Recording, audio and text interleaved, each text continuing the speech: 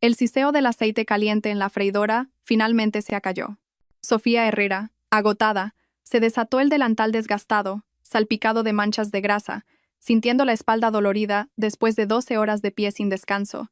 El olor a fritanga y especias de la cocina estrecha del bar de barrio se aferraba a cada hebra de su cabello, a cada fibra de su ropa, convirtiéndose en un aroma característico imposible de lavar. Solo quería volver a su pequeña bujardilla, sumergirse en agua tibia y dormir profundamente. Pero justo cuando salía por la puerta trasera del bar, el viejo móvil en su bolsillo vibró con insistencia. Era Javier Mendoza. Contestó apresuradamente, con un tono ligeramente culpable. «Javier, ya he terminado. Voy de camino a casa». Al otro lado de la línea no hubo ni un saludo, solo su voz fría e impaciente, como una orden innegociable. «¿Dónde estás? Ven al restaurante El Mirador del Rey ahora mismo. Tienes que estar aquí en 15 minutos». Sofía se quedó helada. El Mirador del Rey era uno de los restaurantes más lujosos de Madrid. Un lugar donde una sola cena podía costar su salario de un mes entero. «¿Para qué, Javier? Es que estoy un poco cansada», balbuceó, con un mal presentimiento creciendo en su interior. «¿Has olvidado que hoy es el cumpleaños de mi madre?» El tono de Javier se volvió aún más áspero, como si su despiste fuera un crimen capital. «Toda la familia está aquí. Eres la esposa del hijo mayor. ¿Qué clase de imagen damos si no apareces?» «Deja de perder el tiempo. No quiero tener que repetírtelo». Colgó sin darle oportunidad de explicar o negarse. El pitido prolongado del teléfono fue como una aguja clavándose en su fatigado corazón. Sabía que no podía faltar. En 5 años de matrimonio con la familia Mendoza, se había acostumbrado a poner la imagen de Javier y su familia por encima de todo. Miró su ropa, una camiseta descolorida y unos vaqueros viejos, y suspiró. El tiempo era demasiado justo para volver a casa a cambiarse. Además, incluso sus mejores atuendos difícilmente podrían considerarse elegantes para un lugar como el Mirador del Rey.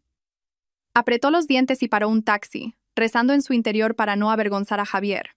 15 minutos después, el taxi se detuvo frente al opulento edificio. El brillo de las lámparas de cristal la deslumbró. Respiró hondo, tratando de arreglarse el pelo alborotado, y entró con timidez. Desde la entrada, la mirada del personal fue un poco extraña, pero la guiaron profesionalmente al reservado VIP. En cuanto se abrió la pesada puerta de madera, todo el ruido del interior cesó de repente. Más de una docena de pares de ojos se volvieron hacia ella, inquisitivos, críticos y, finalmente, despectivos. Su suegra, la señora Mendoza, sentada en la cabecera de la mesa, frunció el ceño en su rostro perfectamente maquillado. Le lanzó una mirada fulminante y luego se giró, como si no la viera. Las tías y tíos de su marido susurraban entre sí, con sonrisas burlonas que no intentaban disimular. Javier estaba sentado en el centro, junto a su madre, y en su atractivo rostro solo había ira y vergüenza. La miró fijamente, como si quisiera atravesarla con la mirada. Sofía bajó la cabeza. Sus manos ásperas y callosas se apretaron involuntariamente. «Lo siento, he llegado tarde», murmuró. Nadie respondió. El aire en la habitación se volvió denso y opresivo. «Sofía, ¿no tienes vergüenza?», dijo finalmente Javier, su voz siseando entre dientes, lo suficientemente alta para que todos la oyeran. «Mírate. Esta es la fiesta de cumpleaños de mi madre, no tu cuchitril mugriento».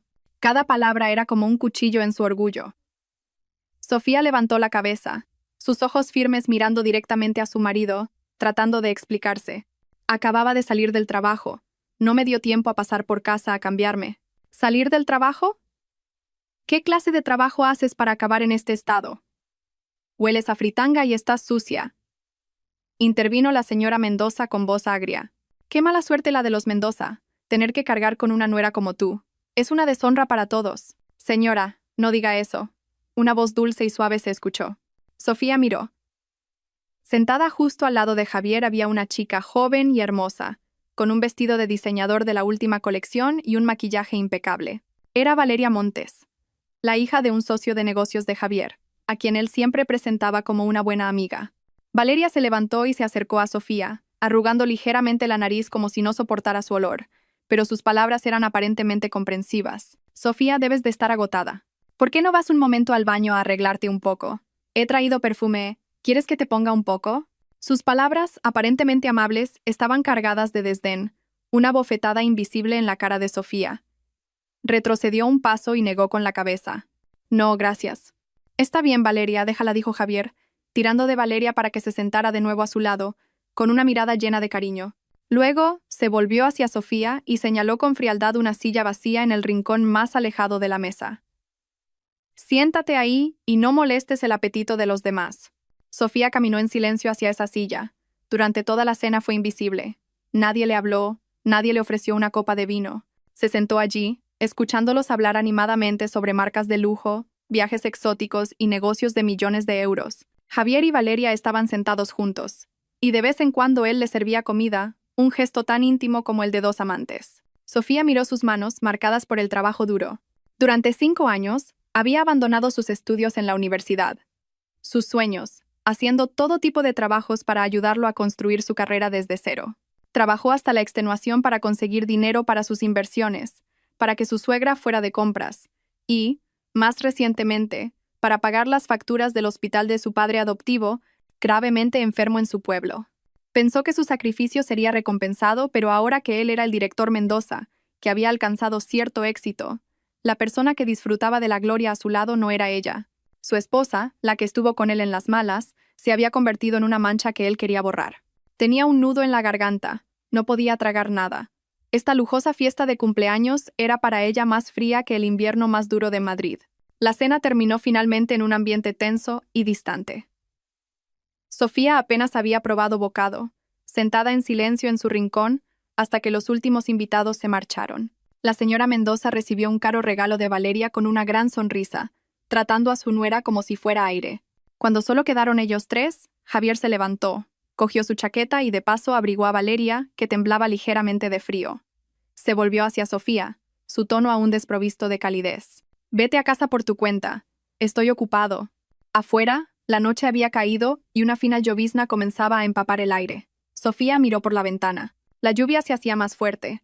El camino a casa era largo, y a esa hora ya no había autobuses nocturnos. Lo miró con un último atisbo de esperanza, su voz suplicante. «Javier, ¿puedes llevarme? Llueve mucho». Javier frunció el ceño, visiblemente molesto. La miró de arriba abajo, luego miró a la delicada y elegante Valeria a su lado. La comparación fue cruel y evidente en sus ojos. «Tengo que llevar a Valeria al aeropuerto. Acaba de volver de un viaje de negocios y tiene mucho equipaje», inventó una excusa. «¿Puedo sentarme atrás? No os molestaré», insistió Sofía. Estaba realmente agotada, con el cuerpo dolorido, y no quería caminar sola bajo la lluvia helada. La paciencia de Javier pareció agotarse. La miró con una expresión de asco que nunca había visto en 5 años juntos. Se acercó y le susurró al oído, su voz cruel y venenosa. «Mírate, Sofía. Estás sucia y hueles a grasa. Solo ensuciarías mi Mercedes». Valeria es muy sensible a los olores. No quiero que se sienta incómoda. Cada palabra fue como un fragmento de hielo apuñalando su corazón. Se quedó paralizada, rígida. Olor a grasa. Era el olor del trabajo duro, el olor del dinero que había ganado con esfuerzo para esta familia. Y ahora, a sus ojos, era algo sucio y repugnante. Su coche, un regalo que ella había ayudado a pagar vendiendo el collar que era el único recuerdo de su madre, ahora no tenía sitio para ella. Al verla inmóvil, Javier pareció aún más irritado. Sacó la cartera, cogió unos billetes arrugados, de los que nunca usaba, y se los metió bruscamente en la mano. «Toma, coge un taxi, y no vuelvas a aparecer delante de mí con esta pinta». Dicho esto, sin mirar atrás, rodeó a Valeria con el brazo, la cubrió con el paraguas y la guió suavemente hacia el exterior. Valeria se giró y le dedicó a Sofía una sonrisa de suficiencia y lástima. Sofía se quedó sola en el vestíbulo vacío del restaurante. El calor de los billetes en su mano no podía calentar su corazón helado. Vio cómo el Mercedes negro brillante se alejaba bajo la lluvia, perdiéndose en el tráfico de Madrid.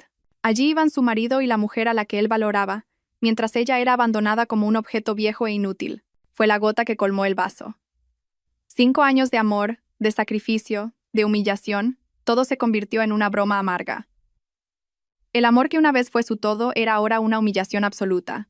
La lluvia arreciaba, mojándole el hombro. El frío le calaba hasta los huesos, pero no era nada comparado con el frío de su corazón. En ese momento se echó a reír, una risa tan amarga que se convirtió en llanto. Sus lágrimas se mezclaron con la lluvia. Se acabó, realmente se acabó. Temblando, sacó su viejo móvil. La pantalla parpadeó. Su dedo se deslizó por la lista de contactos y se detuvo en un nombre al que no se había atrevido a llamar en 5 años. Abuelo. Esas 2 sílabas yacían allí como un mundo diferente que había olvidado a propósito. Un mundo de poder, de riqueza, de una identidad a la que había renunciado por un hombre llamado Javier Mendoza. Había pensado que nunca tendría que volver. Pero esa noche, ese mismo hombre lo había destrozado todo, empujándola al abismo. Su dedo tembló, pero luego se volvió firme. Sin dudar, pulsó el botón de llamada. El tono sonó, largo y persistente, como si conectara 2 mundos opuestos. Hubo unos segundos de silencio al otro lado, un silencio cargado de sorpresa, dolor y una autoridad largamente dormida. Finalmente, una voz anciana pero firme resonó, con un temblor incontenible. «Sofía, ¿eres tú mi niña?» Esa simple pregunta, esa llamada cariñosa después de 5 años, hizo que el muro que Sofía había intentado construir se derrumbara. Las lágrimas brotaron de nuevo, esta vez no de humillación sino de agravio. Abuelo sollozó. «Me he equivocado. Ya está, ya está. Vuelve a casa. Eso es lo importante», dijo la voz de su abuelo, ahora firme. «Quédate donde estás. No te muevas. Mandaré a alguien a recogerte». La llamada terminó.